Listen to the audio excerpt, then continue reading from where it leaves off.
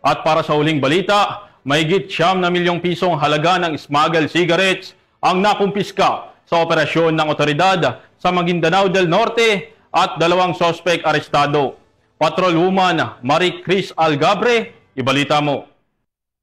Nakumpiska ang 9.5 million pesos halaga ng smuggled cigarettes sa isinagawang checkpoint operation ng 2 MPS sa Barangay Poblacion Dato Udin Sinsuat, Maguindanao del Norte. Nito lamang ikadalawa ng Oktubre taong kasalukuyan. Kinilala ni Police Lieutenant Colonel Ismail Madin, Chief of Police ng Dato Udin Sinsuat Municipal Police Station, ang mga sospek na sina alias Ray, 22 anyos at si alias Andro, 26 anyos na pawang residente ng New Isabela, Tacurong City. Ayon sa ulat, habang nagsasagawa ng checkpoint operation ang mga personahe ng 2 MPS nang pahintuin at dumaan sa pagsusuri ang 2 Isuzu truck, nalulan umano ang kahong-kahon na sigarilyo na nagpapahiwatig na iligal itong inilihis mula sa itinakdang export market dahil wala itong naipakitang kaukulang dokumento.